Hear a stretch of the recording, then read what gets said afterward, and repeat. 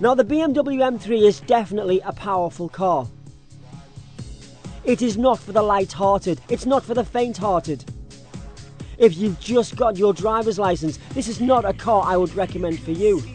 But if you know what you're doing, it's time for fun.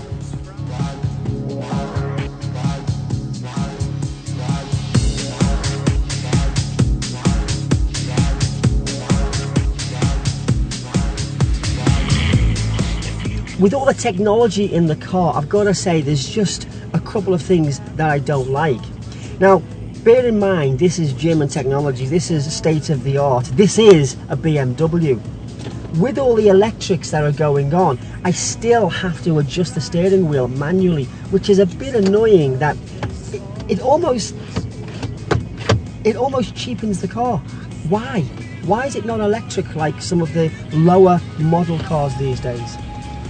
The steering, the seating has, you know, it's almost fully electrical. It will go any way, except for one small piece. I have to put my hand down here, release the front, and then this thing moves in and out. I don't know why BMW have done it. In fact, I'll ask BMW, why did you do it? You're making an expensive car seem cheap.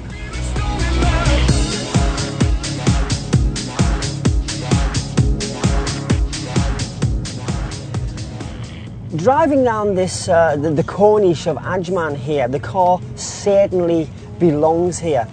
We've got the nice new property being developed overlooking the beach and the sea, and it's turning heads, and this car is doing exactly the same thing.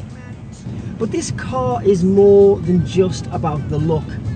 Without doubt, it has that sex appeal from a man's point of view, of course, but it's all about power.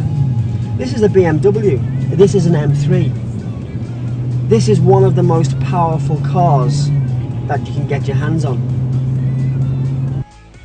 I've got to say, I found it strange driving a car that could perform this well and yet only have an automatic gearbox. I've said it before, if you're going to be serious about a car, if you want the real driving experience, it's got to be a manual.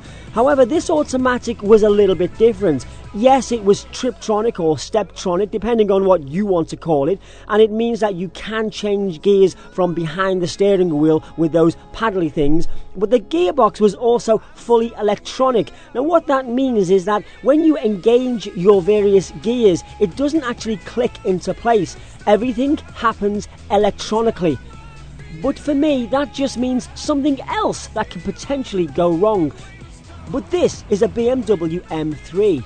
It's known for the power, the ferociousness of the car. What am I doing just pottering away on these small roads? What I need to do is take it somewhere that I can have serious fun. And that's exactly what I did. I took permission and I found a piece of land that I was able to really test the car.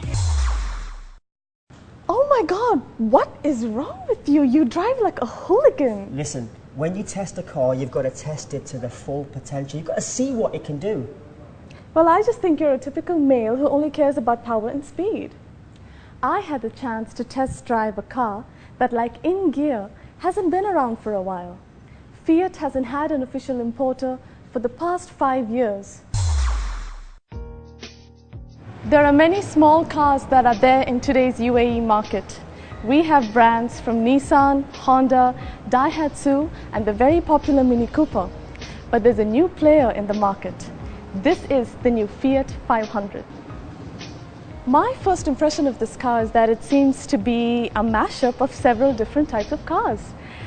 For one thing, if you stand in front of it, it looks like a Santro. If you're at where I am at this point of time, it looks like a Santro mixed up with a Tida. And from the back, it looks exactly like a Mini Cooper. But that isn't what concerns me. What concerns me is that I stand over 6 feet 1 inches in my heels. Am I going to be able to fit in this thing? Let's find out.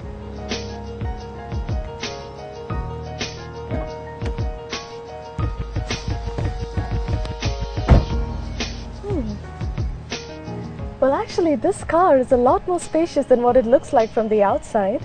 There are a lot of interesting designs in here. You have obviously a yellow and black design, But what's most striking to me is that it has a very sporty feel to it. This is the full options model. It has everything from a sunroof to leather seats to a 6 CD changer. And my personal favorite is that it has a road safety mechanism to it as well. It has Bluetooth, so I can connect my phone and speak hands-free.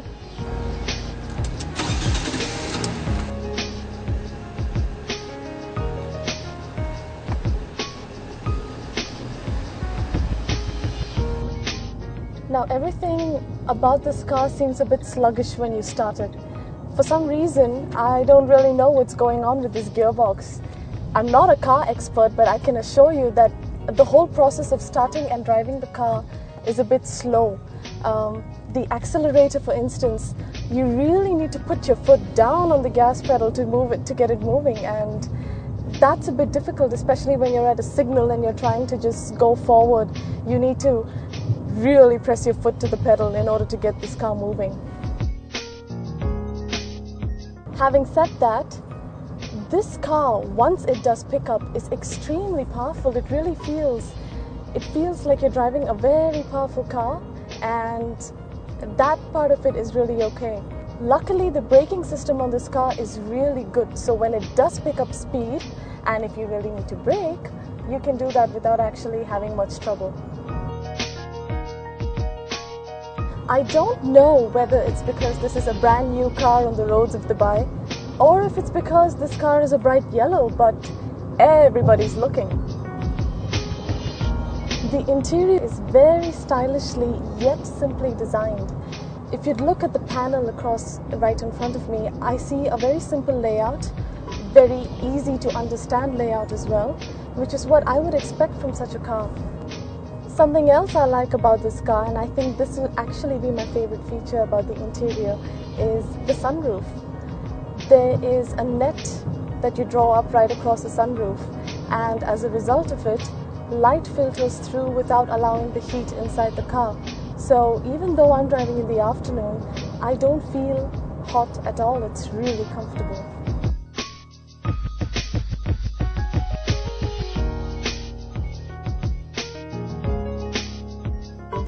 I've got to say, there's not a lot of room at the back, but having said that, this would be a very practical car for a mom to take her kids to school in or to go shopping in. The question I asked at the beginning was, would this car fit in the roads of the UAE? I think it would. I think it would fit very well, and I think it would also give the competitors a run for their money. So watch out, Dubai. The Fiat 500 is here.